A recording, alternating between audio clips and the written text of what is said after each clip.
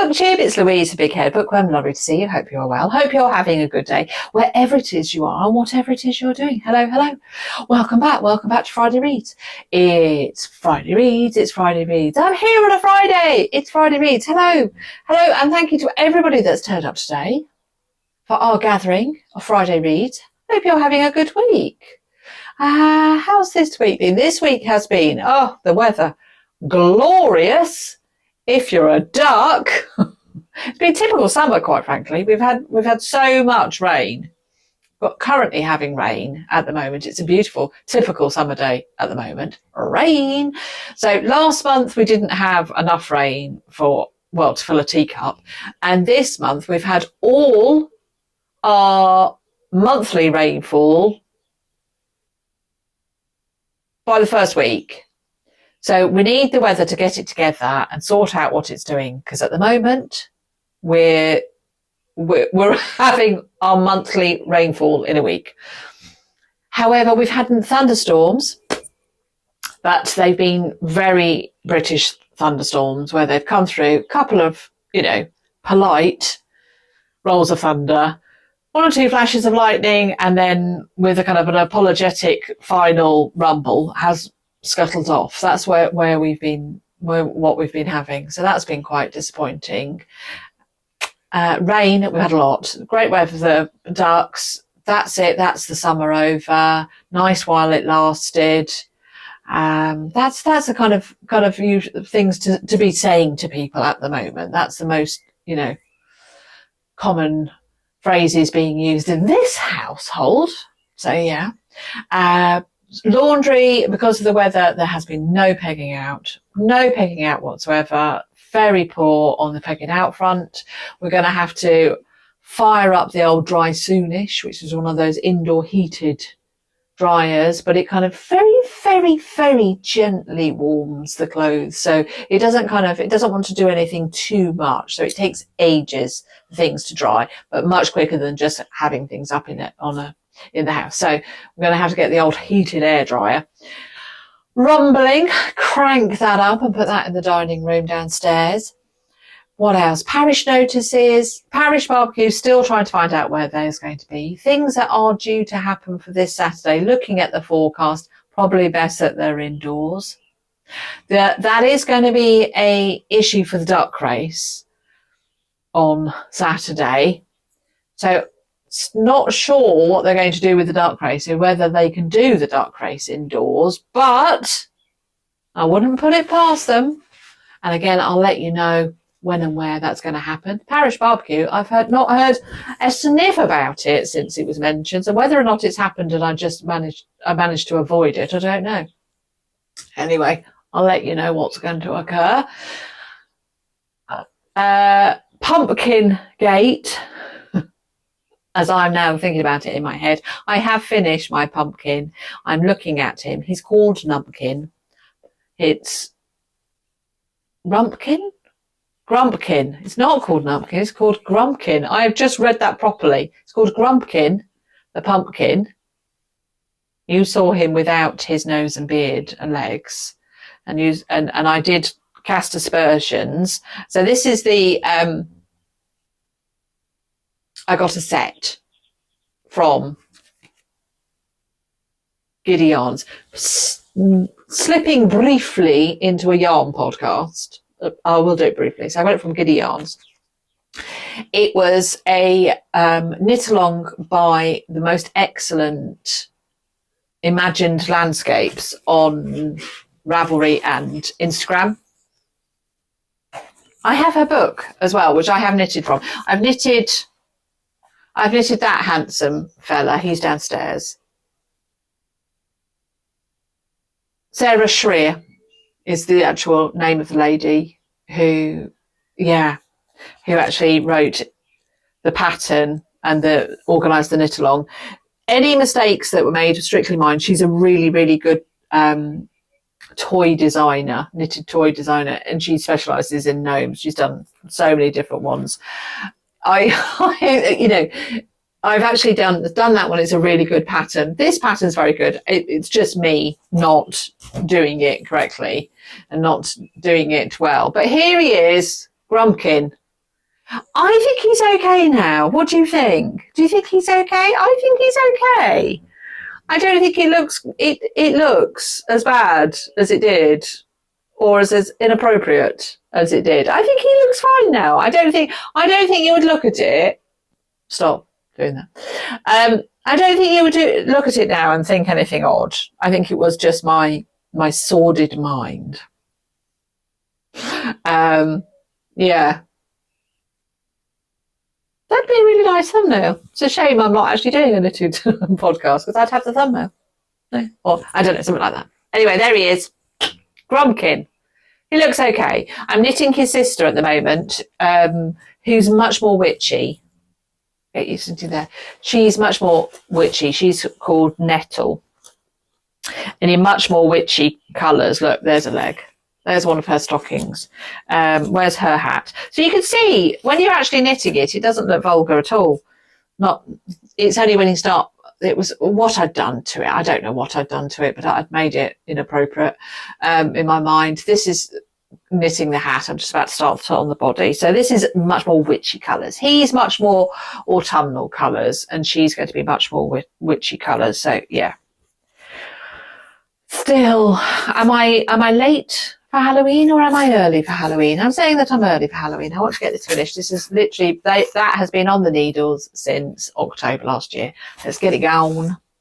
Let's get it going. Yeah, so I'm doing that as well as other things. And that's it. That's what I went into a kind of full stop then. Yeah, so let's get on to the books. Let's get on to the books, friends, because that's why you're here. You're not here for Grumpkin, although maybe you are, I don't know. Let me show you what I have finished this week. I bet you can guess. It is The Beheading Game with its silly dust jacket, which is not a dust jacket. Book sleeve, I would say. Book sleeve rather than a dust jacket. I mean, annoying, but yeah, there we go.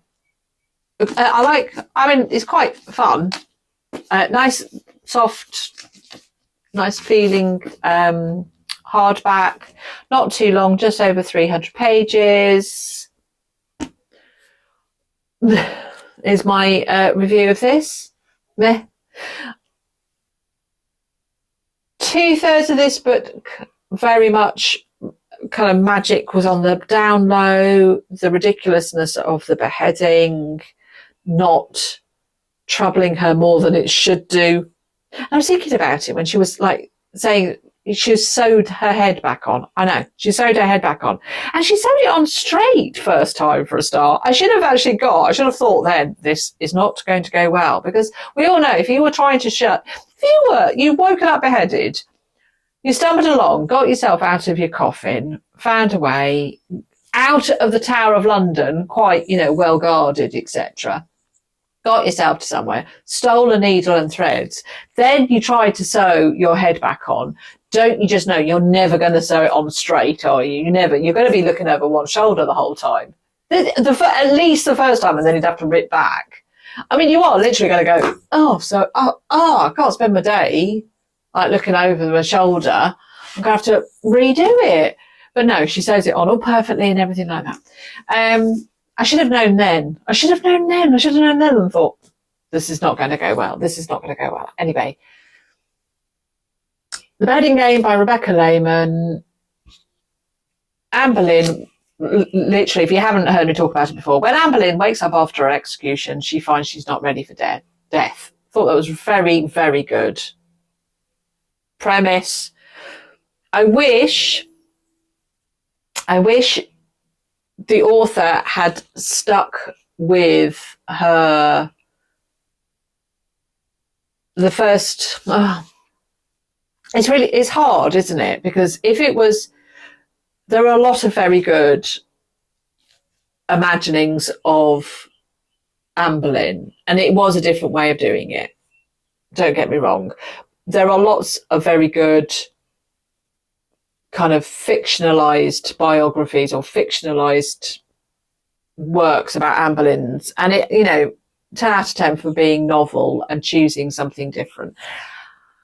Oh, but this is it. This is the thing. But if you are going to do magical realism, which is what this book should be marketed as, or is attempting to be marketed as, you've got to be better at the magical realism, because 2/3 of this book, the magical realism, the magical side of it, is very, very thinly woven in. And the last third, it goes doolally and is not done well, is my opinion. I'm sure there are other opinions out there. People think it's fabulous. Fine, have at it. For me, magical realism is, when done well, is wonderful. And I lap it up and it gives me a lift. That's what, if magical realism gives me a lift. If you want to read good magical realism, the first book that comes off the top of my head is The Land of Laughs by Jonathan Carroll. It has pathos and a sense of tension. It's very well done. Very well done. There are other books by Jonathan Carroll, but that's a good one to start with. It was actually the first one that I read by him. And I'm not sure if it wasn't like the first proper magical realism book I read and then thought, wow, I really like this. What is this?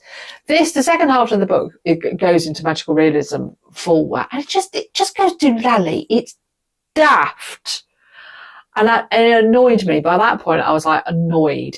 I didn't read it for about 2 to 3 days. It was by the side of my bed and I knew I had to read it because I wanted to finish it. And I wasn't going to just walk away from it. Although I was very tempted to walk away with it, but away from it and just say, be done with you. But I thought, no, I've started, I'm going to finish it. But, I don't recommend it. I think she has done a lot of research. I think she's very good at it, Rebecca Lehmann. She understands Anne Boleyn, or she understands a version of Anne Boleyn. I don't think what she attempted to do, she was successful with. However, she tried to do something new, so points for that. Do I think it was successful? No. Would I recommend it? No. Am I going to keep the book? No. Do I like asking myself questions? Yes. There we go. So my review of this is, do not recommend. There's a good book in there somewhere. I don't know where it is. It's not there. Audiobook I finished today. I read, if I just move sideways slightly, I might be able to get a picture of it up, or I might not. There's a very soggy pigeon sat looking at me. It's like that. Are you wet? Yeah. Well, sitting on top of that is not a great idea. I'm sure if you just, anyway, talking to a pigeon. I listened to and finished The Gazebo by Patricia Wentworth, narrated by Diana Bishop. Second time of listening to it. Listened to it 4 years ago. Yada, yada, yada. It's a Miss Silver mystery set in early 1950s.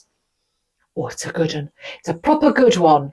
Recommend this one. If you're going to listen to a Miss Silver and you're thinking, where do I start? The Gazebo is not a bad one. It has a lot of Miss Silver in.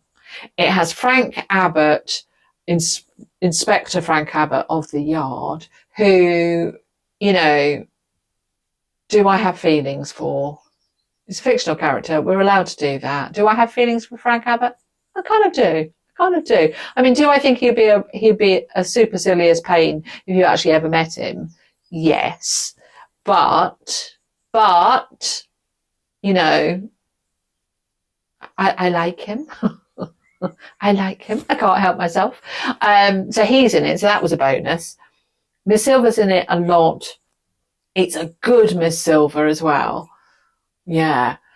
And it has one of traditional Patricia Wentworth's trademark, very, very unpleasant characters that you just go, things that they say and do, and you're just like, She writes a despicable character very well. I mean, characters you just think, I could wring your neck. So yeah, So I enjoyed that. Finished it this morning. It doesn't finish on a bit of a whimper a little bit, but that's my only complaint. Other than that, yeah, so I finished that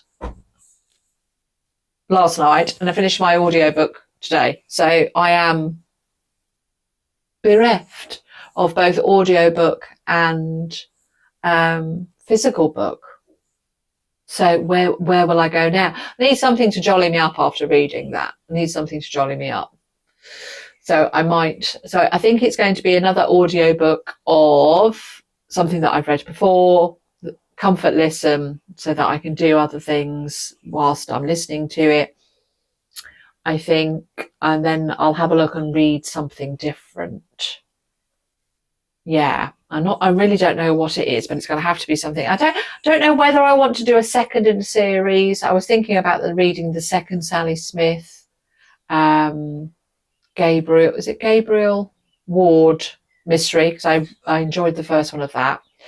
Or the second Sarah Hawley kind of vampire, kind of magical Hallmark place. I enjoyed that. So I don't know whether I want to go back into it or whether I want to do something completely different. We'll have to see. It's exciting. I have fired up my Kindle this morning with an idea of browsing what I've actually got on the Kindle. So we'll see. It's going to have to be something that I think is going to be good to get me out of that. Looked at how many books I've read this year. I don't know whether do you keep a track? Do you keep a diary of the books that you've read? I off and on do it, but I have been doing it for about the last year. This year so far, I looked earlier because I was writing in what I'd finished.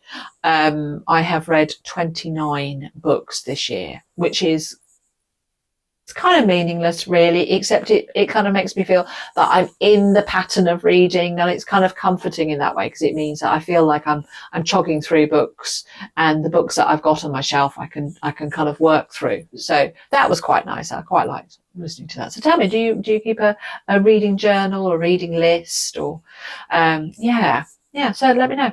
So this has been lovely, Booktube. I hope you're well. I hope you've had a good day, and I hope your latest read has been better than mine. And please tell me that you haven't bought this on my say so, because it was terrible. Not terrible. I'm not going to read it again ever. Yeah. So from me and Grumpkin, hasn't got arms. Wave a leg at you. Woohoo.